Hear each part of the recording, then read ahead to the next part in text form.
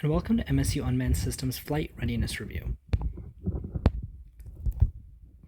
Here is our system overview.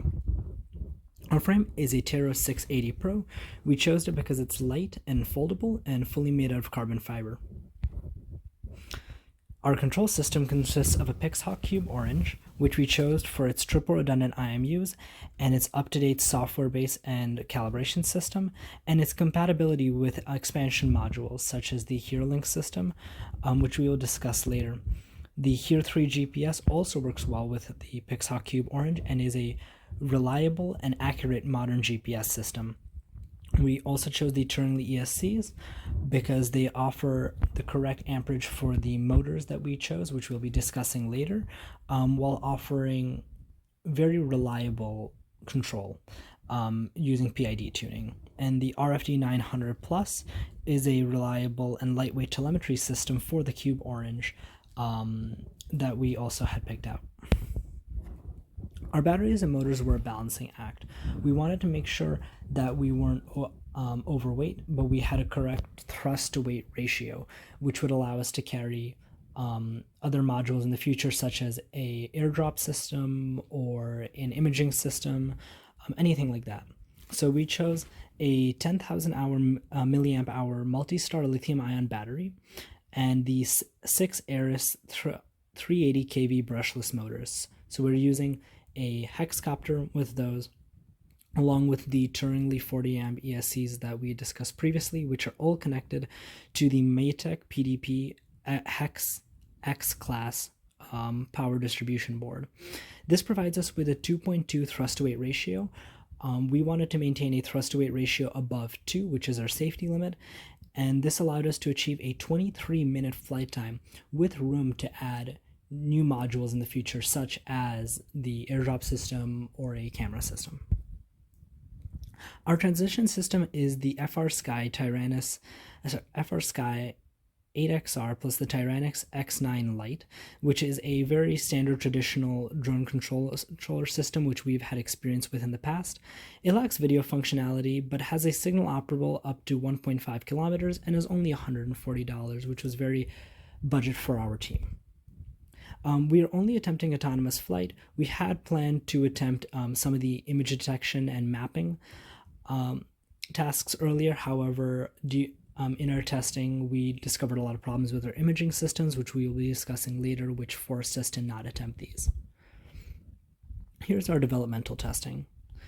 For autonomous flight, our expected performance is that we currently have a flight time that exceeds 20 minutes, and we expect to cover about at least 3 miles of the 6-mile course.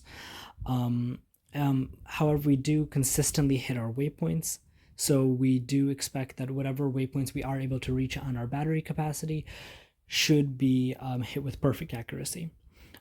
As for our pre-mission flight checks, we have a calibration for the compass, accelerometer, and gyroscope, and we confirm that our Here 3 GPS has a strong signal before every flight, and we use the auto-tune functions and mission planner to ensure that all parameters are within normal limits, and if they change, we note those down in our engineering notes.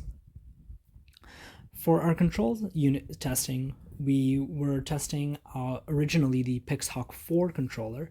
However, in unit testing, which was while there were no propellers attached to the drone, we found that the system was not reliable, and it was not compatible with modern flight softwares as well as some of the newer ones which we had read up online. So we decided to ditch the Pixhawk 4 after our unit testing for the Pixhawk Cube Orange. After we redid our unit testing, which was again just testing the drone without propellers by using the manual controller to make sure all of the inputs correlated to the correct outputs, we were ready for flight integration testing. And during flight integration testing with the Cube Orange, we accounted for multiple autonomous and manual flights, which all work perfectly. And this will be discussed in depth later as we go through our flight testing. As for our image system, this is what we had originally started with as one of our goals for this year. However, we did have to scrap this. During unit testing for our image system, We were able to successfully transmit images from our camera to our ground station in the lab. However, and also, so in addition to this, the map stitching algorithm and our image recognition algorithms all had very high percentages of success, which we were very excited about. However, when we integrated onto the main drone, we realized we ran into a few problems. The first of which being that the flight time was significantly decreased by the wait from 23 minutes to 16 minutes. Our thrust to weight ratio was reduced to 1.7. We were hoping it would be only reduced to 2.0. And a lot of our algorithms did not work as well using real-world images as compared to the simulation images we had ran previously. These are all things we will take into account as we try to redevelop the system for next year. The remedy is that we discarded the system from the drone this year for flight safety purposes as well as reliability, in favor of just pure autonomous flight. And going forward, we will be working with the HereLink system, which we've already started integration development with, for more reliable and lightweight video transfer. As for our flight tests, we recorded 9 full autonomous flight tests conducted for approximately 15 minutes, traveling 1,000 feet away from our base station, and the UAS reached approximately heights from 50 to 400 meters, which we tested in 50-meter increments. So 50, 100, 150, so on, all the way up to 400 meters, and we conducted multiple flights at 400 meters.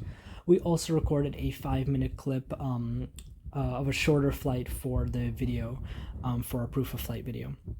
We also recorded 12 full manual flights. Those were our initial flights when we were testing the motor controllers to see how well they responded. These were flown at about 150 meters, and we had no problems with these. And we had 8 takeover drills conducted from autonomous to manual override, where our safety pilot would take control of the autonomous system and bring it down manually. We had no problems with any of these tests. However, when we ran a couple of these tests with the imaging systems originally, and although it did take off and it did complete the flights completely as for the reasons which we had stated earlier, we did end up scrapping that due to these test flights. And we did 2 stable hover flights lasting 5 minutes each just to make sure our PID tuning was correct. As for our waypoint performance, all of our waypoints performed perfectly in all 9 of our autonomous flights. The drone consistently flew in the direction of the specified target and only rarely overshot them in cases where we were approaching with extreme speed and we didn't slow down in time. However, with tuning, we were able to fix this issue, and now our drone stops on waypoints extremely accurately. As for full mission testing, since we're not attempting anything other than full autonomous flight, all 9 of our waypoint tests were what we will consider our full mission tests. These were conducted in excess of 1,000-foot range of our test area. But however, we cannot accommodate for the full 6-mile area, which the competition zone allows for waypoints. So this may be an issue when we reach competition, that we may not be able to cover the entire field. We will be redesigning our vision system for next year. However, we do not anticipate having any other issues at competition. From the rubric provided, since we're only doing flight testing, we estimate that we will score approximately 28%. This is just from the average of our 15-minute flight tests that we've done, and we've hand scored them. Yeah, this is what we hope to achieve at competition this year, and we hope to see you in Maryland. Thank you so much.